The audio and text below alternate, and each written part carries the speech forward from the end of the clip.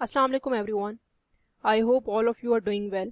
सो इस वीडियो के अंदर हम लोग डिस्कस करेंगे जॉन लॉक को, जो कि बेसिकली बहुत इंपॉर्टेंट फिगर है एनलाइटमेंट के एरा के अंदर भी, और लिबरलिज्म की को जो थ्योरी है और कॉन्सेप्ट है उसके अंदर भी।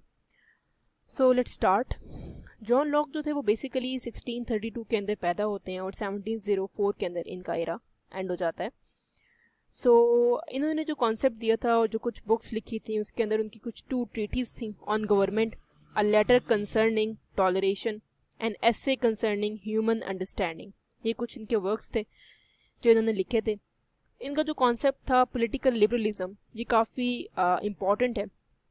पॉलिटिकल लिबरलिज्म मतलब सियासत के अंदर आपको फ्रीडम होनी चाहिए, ठीक है। इनके अकॉर्डिंग राइट्स एंड लिबर्टीज़ होनी चाहिए।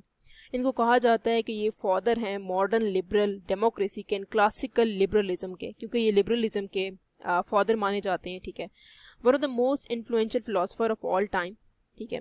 Ideas reflected in American declaration of independence, जो अमेरिकन डिक्लेरेशन आया था इंडिपेंडेंस का, उसके अंदर भी इनकी जो फिलोसफी थी लिबरलिज्म की, इक्वालिटी की, राइट्स की, उसके अंदर इनके आइडियाज़ जो हैं वो रिफ्लेक्ट किए गए हैं। उसके अंदर इन्होंने कुछ आइडियाज़ दिए थे, वो अमेरिकन डिक्लेरेशन ऑफ इंडिपेंडेंस के अंदर मौजूद हैं। इनका जो कॉन्सेप्ट था स्टेट ऑफ नेचर, हमने प्रीवियस वीडियो के अंदर थॉमस हॉब्स का कॉन्सेप्ट पढ़ा था कि स्टेट ऑफ नेचर कैसी होती है। उधर हर बंदा जो है वो लड़ रहा है, हर बंदे को पावर चाहिए, और जब पावर्स होगी तो पावर कम्स सिक्योरिटी। लेकिन इनका कॉन्सेप्ट उनके बिल्कुल ही बरअक्स है, इसीलिए इनको कंपैरिजन में आता है एग्जाम में भी कि जॉन लॉक की स्टेट ऑफ नेचर की डिफरेंस क्या है थॉमस हॉब्स की स्टेट ऑफ नेचर से। तो इनके according law of nature is the law of reason. अब जो लॉ ऑफ नेचर, जो कुदरत का कानून है, वो रीज़न का कानून है, मतलब उसके अंदर कुछ ना कुछ फैक्ट्स हैं, कोई ना कोई पिछले कुछ आइडियाज़ हैं। Men are by nature reasonable and rational. They tend to cooperate. वहाँ पर कहा जाता था थॉमस हॉब्स की तरफ से कि इंसान जो है वो लड़ रहा है बगैर किसी वजह के लड़ रहा है, लेकिन जहाँ पर इनके अकॉर्डिंग जो इंसान है, जो लोग हैं वहाँ पर रहने वाले, वो रैशनल हैं, वो फैक्ट्स एंड फिगर्स को ऊपर बिलीव करते हैं, किसी ना किसी रीजंस की बेस पर वहाँ रह रहे हैं, और ये कॉपरेट भी करते हैं। ऐसा नहीं है कि वहाँ पर हर कोई लड़ रहा है, ठीक है। इनके अकॉर्डिंग नेचुरल राइट्स होने चाहिए, ठीक है, जहाँ पर स्टेट ऑफ नेचर में राइट्स नहीं है, ठीक है, इसीलिए उनको मसाइल हो रहे हैं। वहाँ पर वो कहते थे कि इंसान, वहाँ पर स्टेट ऑफ नेचर में कन्फ्लिक्ट ही कन्फ्लिक्ट है, वहाँ पर वो ये नहीं मानते थे कि वहाँ पर उनके पास राइट्स नहीं है, बल्कि इनके अकॉर्डिंग वहाँ राइट्स नहीं, जिसकी वजह से मसाइल आ रहे हैं। Natural rights, life, liberty and property का होना चाहिए। सोशल कॉन्ट्रैक्ट जो है उसको इस्टेब्लिश इसलिए किया जाए स्टेट ऑफ नेचर के अंदर, ताकि उन जो सिटीज़न है उनके राइट्स को बेहतर तरीके से प्रोटेक्ट किया जा सके, तहफ़्फ़ुज़ दिया जा सके।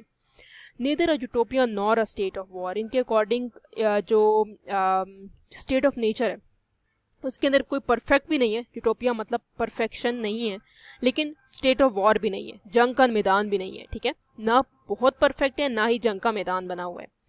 तो इनके according there are no settled law in state of nature. इनके अकॉर्डिंग क्या है कि वहाँ लॉ नहीं है, जिसकी वजह से मसाइल आ रहे हैं, जबकि वहाँ पर थॉमस हॉब्स के अकॉर्डिंग वहाँ पर हर बंदा एक दूसरे से वॉर कर रहा है, जंग कर रहा है, क्योंकि हर एक को पावर चाहिए, ठीक है। नो जुडिशियल अथॉरिटी, ठीक है, कोई जुडिशियल अथॉरिटी नहीं है, कोई इन्फोर्समेंट नहीं है लॉज की, जिसकी वजह से मसाइल बन गए। तो अब क्या होना चाहिए, सोशल कॉन्ट्रैक्ट को इस्टेब्लिश हो जाना चाहिए सोसाइटी के अंदर। Voluntary consent of majority to form a compact, ज़्यादा से ज़्यादा लोग जो होंगे अगर वो उसके ऊपर अपनी मुतफ़िका राय रखते हैं कि हमें कॉन्ट्रैक्ट कायम कर लेना चाहिए, तो कॉन्ट्रैक्ट कायम हो जाना चाहिए। अब उनके अकॉर्डिंग क्या है, जो हुकूमत है वो लोगों से इन्फीरियर है, उनसे छोटी है, and not a party to the contract, और वो किसी भी कॉन्ट्रैक्ट को बनाने में, ठीक है, शामिल नहीं है, ठीक है। Government has obligations not rights. Government को कोई राइट्स नहीं है कि वो लोगों के ऊपर इस तरह से जो है कीचड़ उछाले, बट उनके ऑब्लिगेशंस हैं, ठीक है, जो कि फॉलो होनी चाहिए। Legislature representative will of each individual can not be ascertain. Legislation जो है उसको कायम करना चाहिए, उसकी सुपीरियॉरिटी होनी चाहिए, ठीक है। Separation of executive and legislation, तो बेसिकली जो एग्जीक्यूटिव्स हैं जो वहाँ के इन्फोर्समेंट ऑफ लॉ को इन्फोर्स करते हैं, और लेजिस्लेशन है जो लॉ मेकिंग करते हैं, उनको अलग अलग होना चाहिए, जहाँ पर लॉ की सुपरमेसी होनी चाहिए, ठीक है, सोसाइटी के अंदर, सोशल कॉन्ट्रैक्ट के अंदर कानून की जो है पासदारी होनी चाहिए। Executive can only legislate in the absence of legislature, ये तो बहुत ईजी है। Rights of revolution when the social contract is disobeyed but not hasty revolution, मतलब ये नहीं है कि जब आपके जो राइट्स हैं लोगों के वहाँ पर अगर राइट्स उनके फुलफिल नहीं हो रहे तो उनको इनकलाब लाने की इजाज़त है, ठीक है, और जब सोशल कॉन्ट्रैक्ट उनके राइट्स को फुलफिल नहीं कर रहा, लेकिन इसका मतलब ये नहीं है कि आप बहुत जल्दबाजी में रेवोल्यूशन ले आओ, इनकलाब ले आओ।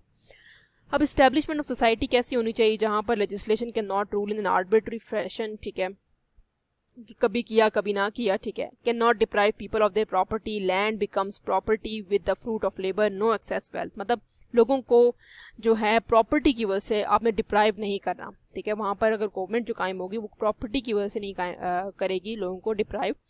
Can not go against the common good, जो यूनिवर्सल गुड है उसके अगेंस्ट नहीं जाना सोसाइटी में। Can not delegate his authority to some other body, ठीक है, अपनी जो अथॉरिटी है वो किसी और को नहीं देनी है, ठीक है।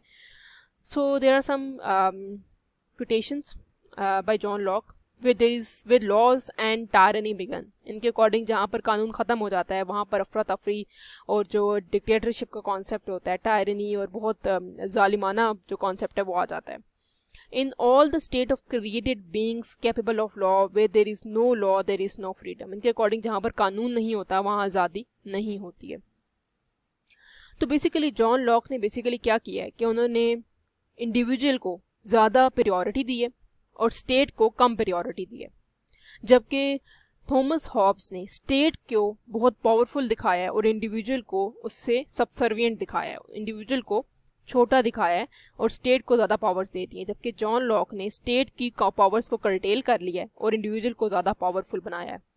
अब कुछ क्वेश्चंस हैं जो इंपॉर्टेंट है जो आ सकते हैं कि जिस तरह सोशल कॉन्ट्रैक्ट की जो थ्योरी है as a basis of modern constitution and responsible government के बनाने के लिए ऑब्वियसली हेल्प कर सकती है।